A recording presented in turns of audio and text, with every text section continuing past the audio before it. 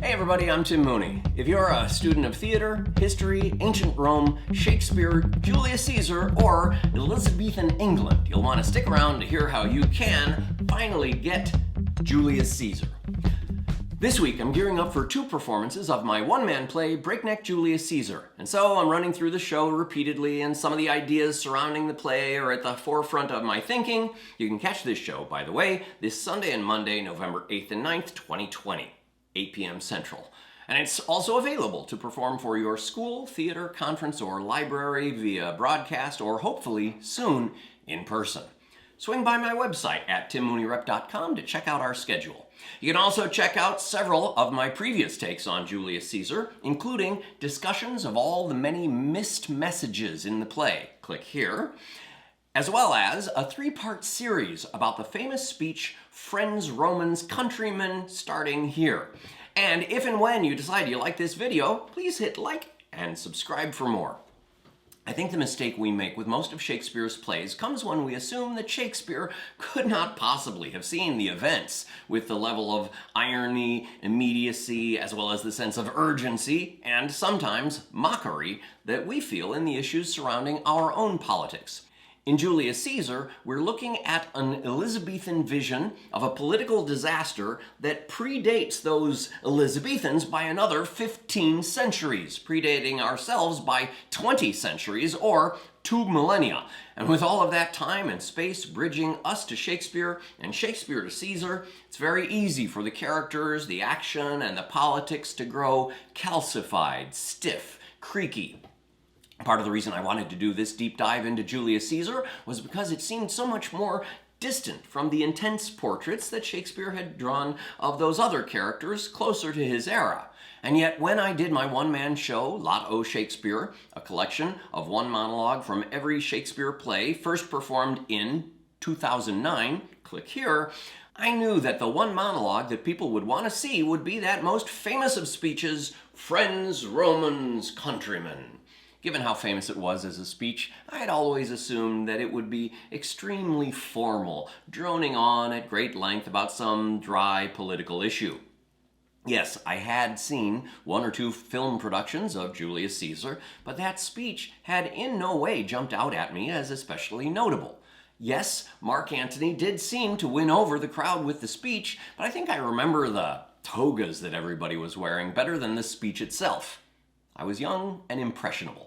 When I finally memorized that speech, I went very slowly, taking at least a month, mulling over every paragraph, sentence, word. My analysis of the speech was still rather superficial, but I remember being extremely struck by the fact that Brutus, the head conspirator of the group, had left the forum, leaving Antony alone with the mob. And so every word represented a kind of a balancing act that Antony was engaging in. There was an underlying tension through the speech. If Mark Antony pushed too hard to stir the crowd into mutiny, then members of the crowd who had previously sided with Brutus might carry news back to Brutus that Antony was inciting them to riot. It's one thing to see this intellectually or to read it on the page, but in person and in the moment, that tension can be riveting.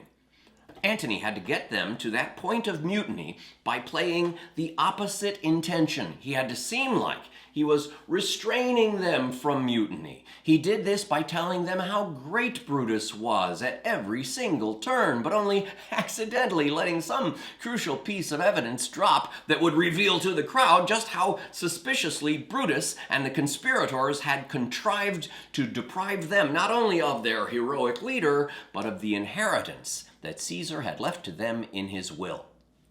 I soon found that Mark Antony's Friends, Romans, Countrymen was white-hot with passion, irony, humor, such that it brought laughter, roars of anger, and tears from the audience, the modern audience of 2009, more often than not.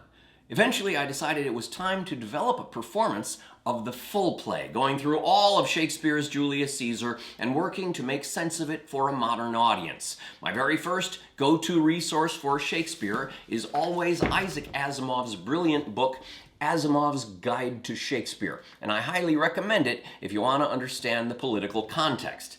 It's out of print, so check out used bookstores or your local library. And don't forget to hit like or subscribe on this video. Working on the full play in the fall of 2016, my deep dive found the political balance of this play making more and more sense, and the issues of power and the anticipated change in power could not have been more timely. This was 2016. Brutus and Cassius were afraid that Caesar, who was now acting as dictator for life, was on the brink of making a grab for kingship and becoming a tyrant. Similarly, Donald Trump, who had been elected in November of 2016, was due to take over as president 2 months later. Like Julius Caesar, many of us saw in Donald Trump the ambition to make himself something other than president. He clearly admired many of the tyrants of the world: Putin of Russia, Erdogan of Turkey, Mohammed bin Salman of Saudi Arabia, and Kim Jong-un of North Korea. To this day, aside from an early uncertainty with Kim Jong-un, I can't think of a bad word that he's said about any of them, while he's on record as insulting just about every one of our traditional allies and anyone and everyone who opposed him here at home. And there, in that precarious moment when the power of the presidency was about to pass into the hands of a man whose motives were suspect, the fears that those conspirators felt over Caesar's potential ascent into the most powerful office in the world echoed perfectly. Yes, Brutus and Cassius are overreacting. No, assassination was the wrong answer.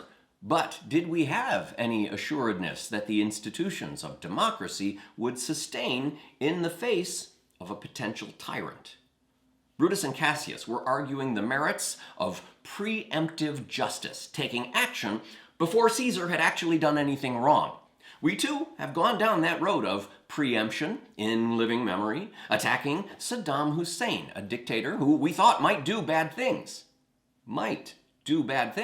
Attacking him before he had a chance to use those weapons of mass destruction that we later found he never had. Did Caesar want to be king? Almost certainly. Would Saddam have wanted to get hold of some nukes? Very likely.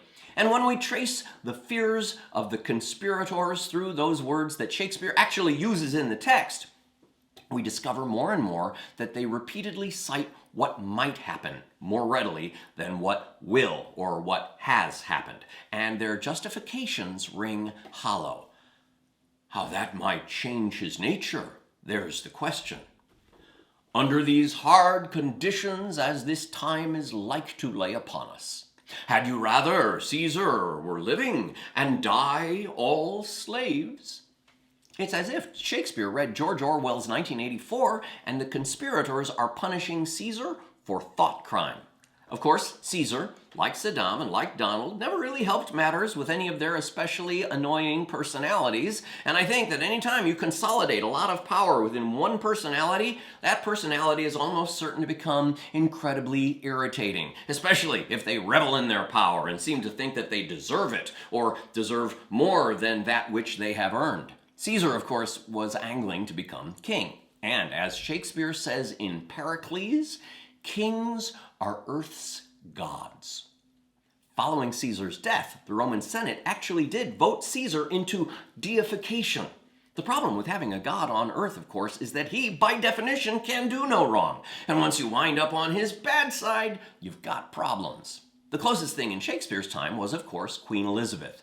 And while England generally thrived under her rule, you wouldn't want to get onto her bad side either. She may have been a benevolent ruler, but she still had the power of the monarch. Beheadings and burnings at the stake were not unheard of at that time. But Shakespeare is also unable to argue against the divine right of kings. Elizabeth has the complete right to rule, and she had ruled fairly well for over 40 years by the time Shakespeare is writing Julius Caesar. Brutus and Cassius may have been worried about Caesar ruling with absolute power, but there is a difference between a benevolent monarch and a tyrant. Shakespeare makes some reference to Tarquin, the seventh Tarquin of a long line of Tarquins who ruled until 509 BC, an even greater historical leap 25 centuries prior to our time. By then, the steady rule of Tarquins had spiraled downward into corruption, and when Tarquin's son, Prince Tarquin, raped Lucrece, who later committed suicide, the prominent families of Rome rose up against him and drove Tarquin out of Rome, thereby establishing the Roman Republic.